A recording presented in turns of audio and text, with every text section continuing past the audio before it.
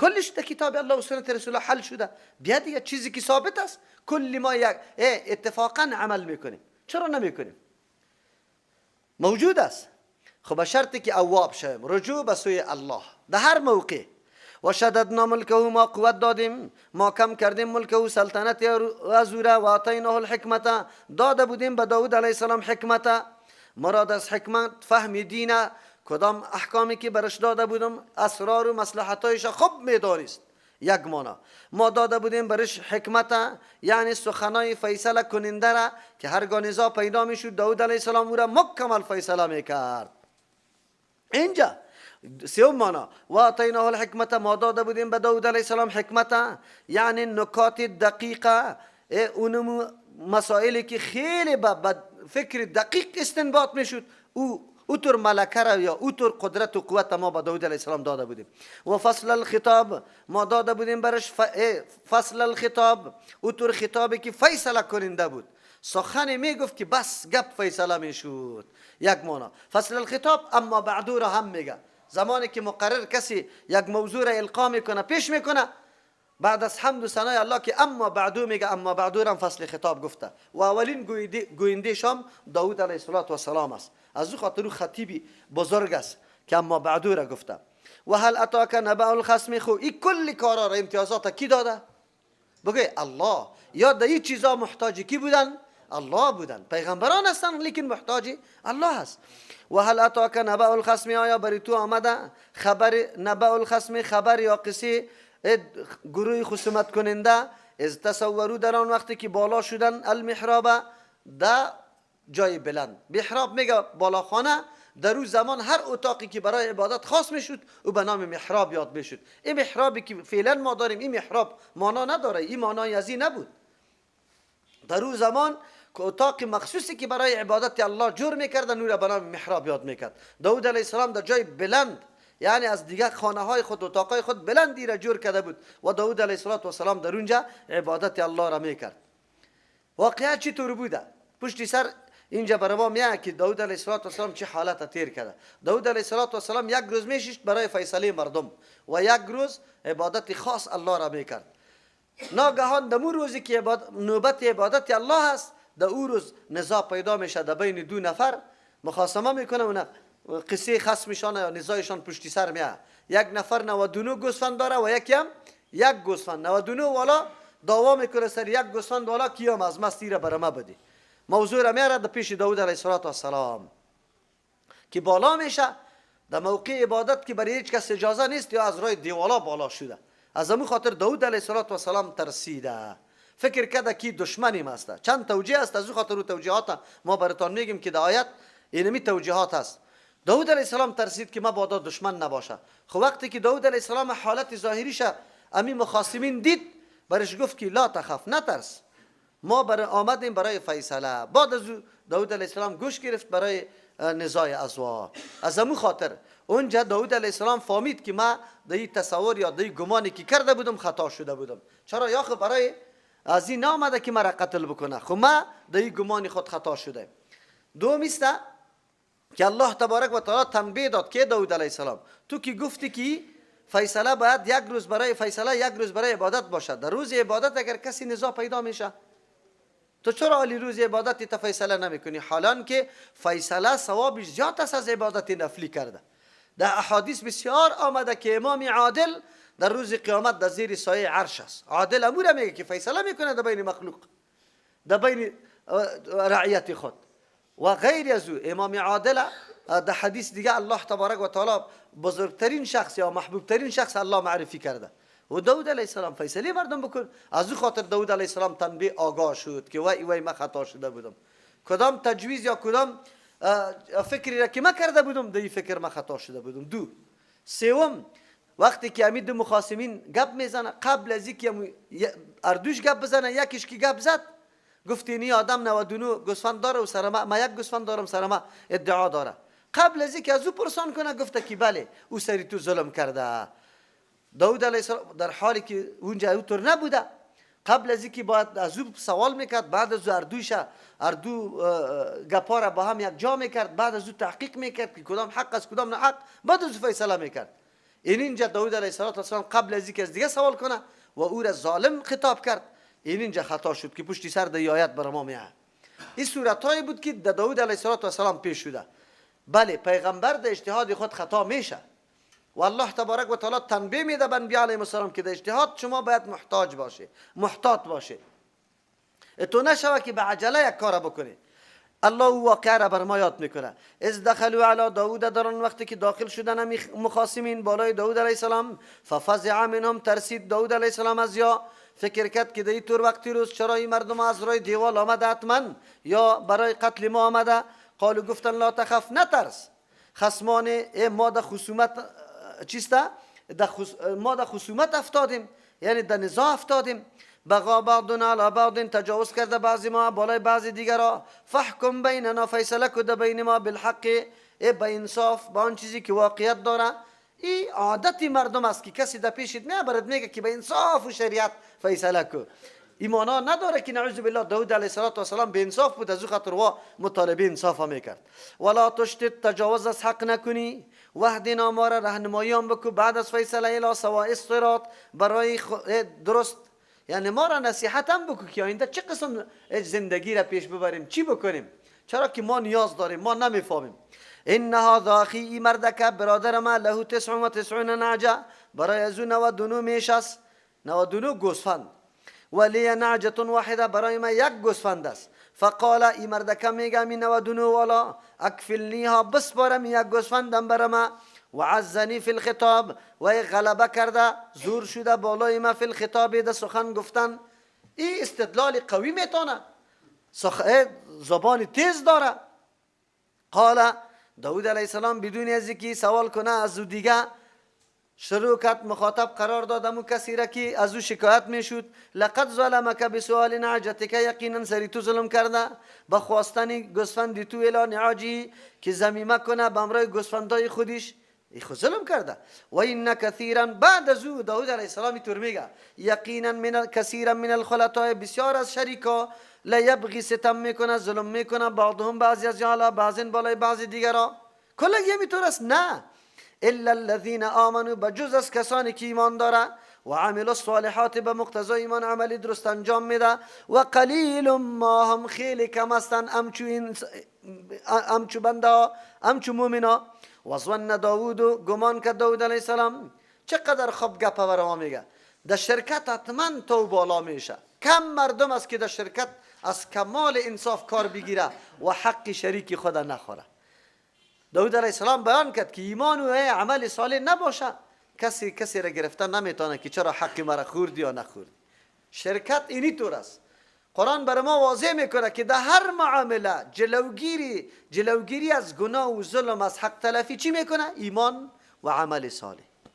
تا که ایمان و عمل صالح نباشه جلوگیری نمیتونه. امروز کمیسیونا جرم میشه برای منع رشوت ستانی. خبر نه که خودی کمیته او رشوت ها را گرفته رو ایستالی یا جرم میکنه. عجیب گپ است. به الله قسم تا که عقیده درونی تو را مانع نسازه از اینکه بدانی که روز قیامت آمده نیست، الله از پیش ما سوال میکنه. اولادم از ما نفقه حلال طلب داره و ما حرام برده را ایستم، حرام برده را ایستم. سبا روز به می عیال خود چی جواب بگویم که پدر ما سری تو نفقه حلال چی حق داشتیم، تو از چی برای ما آورده رایی بودی؟ امروز که دعای ما در حق تو قبول نمیشه به خاطر که غذای ما مکمل حرام است. اگر به حق تو خیرات هم میکنیم قبول نمیشه، چرا که الله خو طیب است، غیر از طیب چیزی دیگر پاک قبول نمیکنه. یعنی در حقیقت کسی که حرام میخوره سری خود ظلم کرده، خودم تباه کرده، عیال خودم در حرام خوری مبتلا کرده.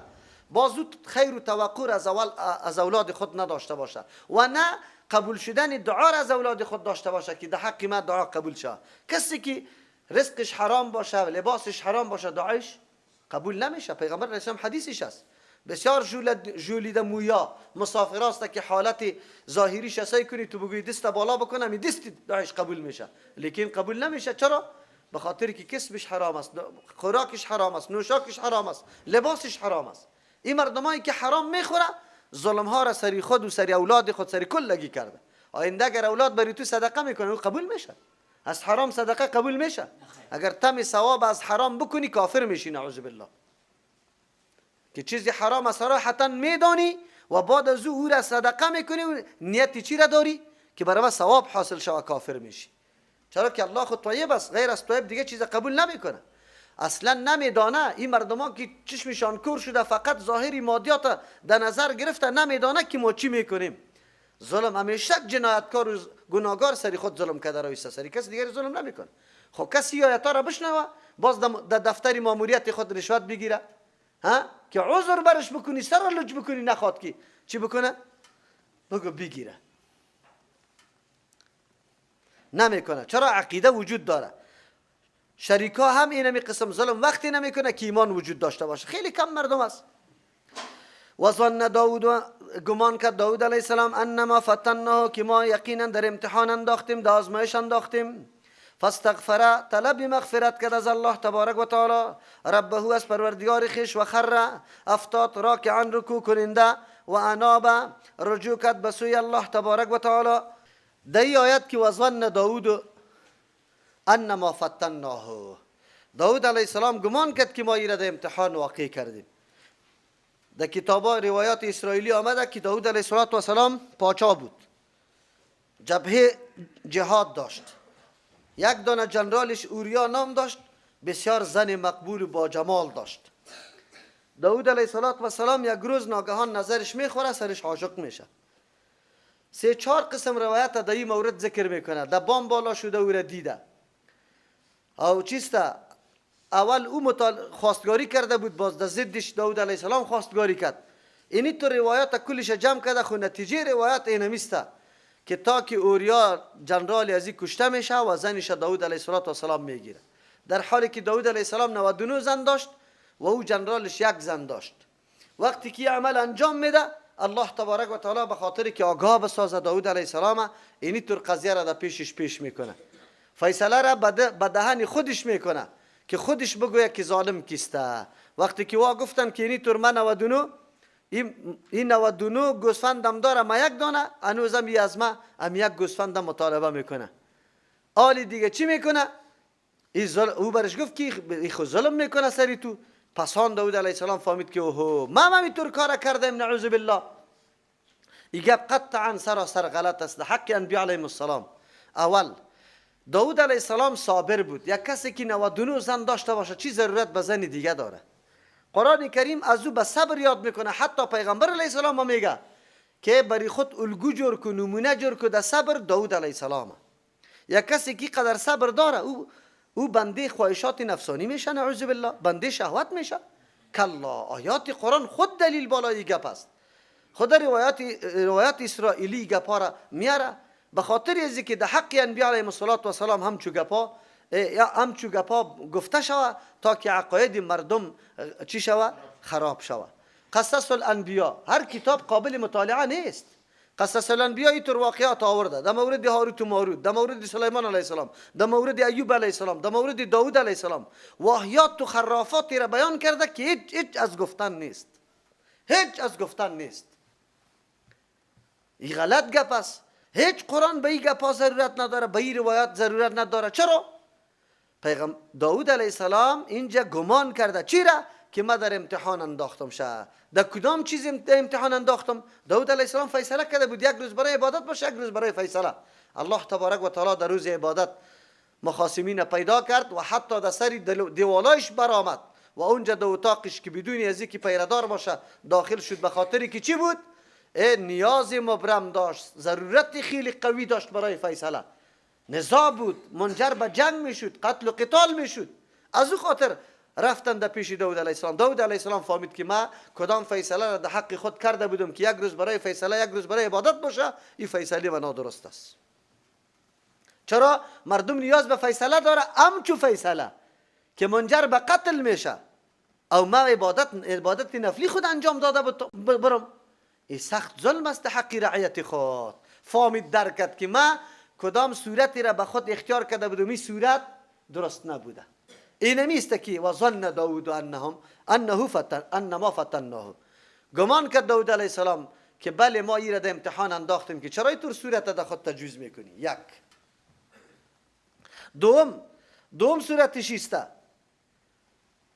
برای خود ایرا خو این وقتی که امی مخاصمین سر دیوال بالا شد، داود علیه السلام فکر کرد که یا قاتلینیم است، مرا حتما تعرض سر خودم میکنه. خب پسان که معلوم شد که مردم ها بین خود نزاع داره، این در مقابل نعوذ بالله قتل داود علیه السلام نه اراده گپا نداره، در گمان خود خطا شده بوده تصوری خود. اینجا داود علیه السلام گمان کرد که ما در امتحان واقع شدم که مردم ها را نعوذ بالله قاتلین خود فکر کردم، حالا که قاتلین نبوده. سوم گپ در اینجا وقتی که اون نفر چی خدا بیان میکنه که اینی آدم 99 گوسفند داره، از ما یک گوسفند اوی در گپ زدن سر ما چی میکنه؟ غلبه میکنه و یک گوسفندی مرا مطالبه میکنه. داود علیه السلام بدون از اینکه از دیگه سوال کنه سر یک گفتار یک نفر فیصله را صادر کرد، چی گفت؟ او را ظالم گفت. اینی بود که داود علیه السلام یک دفعه فهمید که من قبل از اینکه از او دیگه سوال کنم وقت او را ما ظالم خطاب کردم. ظالم گفتن به یک کسی تا وقتی که سند و دلیل واضح نشه گفتنش درست نیست. ما چرا او را ظالم گفتم؟ تا حالی را سوالم نکردم. از او خاطر فهمید که من اینجا عجله ده فیصله کردم، بعد ده فیصله عجله نمی کردم، از اون سوال کنم که گپ واضح شود که واقعا او ظالم است یا نیست. اینی در اینمی آیت اینی سه توجیه که هیچ بی‌غبار است، هیچ کدام ضرورت به روایاتی ساختگی و گپام نداره. از او خاطر داود علیه السلام که فهمید و استغفره، انبیاء علیهم السلام که در اجتهاد خودم خطا شود، در تصور خودم خطا شود، استغفار از الله طلب میکنه. یک. دوم استغفار ضرور نیست که همیشه برای محو گناه باشه، گناه سابق باشه باز تو طلب مغفرت بکنی. استغفار گاهی برای مسئول ماندن از گناه است. مثل که پیغمبر علیه السلام هم چیست؟ فسبح بحمد ربک واستغفره، تو از الله مغفرت طلب کن. پیغمبر خود گناه نداره، یعنی از الله طلب کن که تو همیشه همینطور مسئول باقی بمانی. هر پیغمبر برای مسئول باقی ماندن خود به الله نیاز داره و طلب کرده. یک. یا امی امر اینمی قدر کارم بر دشان انبیاء علیهم السلام مثل بگوی گناه واره معلوم میشود و خب بسیار عظمت و مقام الله را میشناختند. ادناترین امر که خطا میشد در نظر از او بسیار بزرگ جلوه داده میشد. مثل که یک انسان متقی و پرهیزگار باشه، اگر یک نمازش جماعتش ترک شود بسیار خدا ملامت میکنه، بسیار برش خودش بد معلوم میشه که چرا جماعت از پیشم رفت. چرا؟ میفهمه که الله کدام ذات است، امرش چقدر قدر و قیمت و ارزش داره و من چی میکنم. از او خاطر انبیاء علیهم السلام استغفار طلب میکنه. و بعد از او داود علیه السلام نماز خوانده، رکوع کرده و بعد از او به الله سجده کرده و پروردگار سجده کرده. یعنی هر انسان درس میده این قرآن کریم برای ما که انسان ادناترین لغزش و خطای از پیش میشه، بهترین راه چیست؟ رجوع به سوی کی؟ الله. بهترین راهش چیست؟ در نماز استاده شو، رابطه تا با الله قائم کو، توبه بکش. از او خاطر 2 رکعت نماز صلات توبه است. انسان وقتی کدام گناه را مرتکب میشه استاد شود در نماز، عالی عظمت و بزرگی الله را پیش میکنی، نعمتهای الله را به خود پیش میکنی که ما چی جنایتی کردیم، الله تو بخشنده هستی. از همون خاطر است که بعد از او توبه بکش، الله تبارک و تعالی معافیت میکنه. فغفرنا له ذلك، ما بخشش کردیم برای داود علیه السلام ذلك امره و ان له یقینا برای داود علیه السلام عندنا بنزد ما لزلفا قرب منزلت بود و حسن مآب و خیلی نشیمن بهتر داشت. مآب میگن جای چیست؟ رجوع را، جای بازگشت، جای نشستن. حسن بهترین و نیکوترین نشیمن قطما داشت داود علیه السلام. یا داود انا جعلناک، ای داود علیه السلام ما گردانیدیم تو را خلیفتن. 2 مطلب داره. خلیفه ایمانا نافذ کننده احکام خود فی الارض، در روی زمین، یکی تو احکام الله را در روی زمین نافذ کنی. یک مانا خلیفتن ما گردانیدیم تو را خلیفه، یعنی نایب از انبیاء علیهم السلام سابق، پیغمبرای سابق تیر شده، تو در جایش آمده ای که همون مسئولیت و رسالت انبیاء علیهم السلام سابق در دوشی تو گذاشته شده، دعوت بدی به طرف دین. فاحکم بین الناس، فیصله کو در بین مردم، بالحق. 2 مطلب داره. به انصاف فیصله کو، طرفداری لحاظ ملاز از هیچ چیز نداشته باش، فقط چیزی که واقعیت داره امر رقم فیصله. 2 معنا فاحکم بین الناس، فیصله کو در بین مردم، بالحق، با مو نظامی که از انبیاء برای انبیاء علیهم السلام سابق بود و برای توسته کدام نظامی که الله روان کرده مطابق از او فیصله بکو. ولا تتبع الهوا، تابعداری نکو از خواهشات. فیضلک عن سبیل الله، تو را گمراه میکنه از راه الله. در اینجا داود علیه السلام الله میگه که تو را خلیفه گردانیدم. خلیفه را نایب الله گفتن نمیتونیم. اگرچه علما در این مورد 3 قول داره.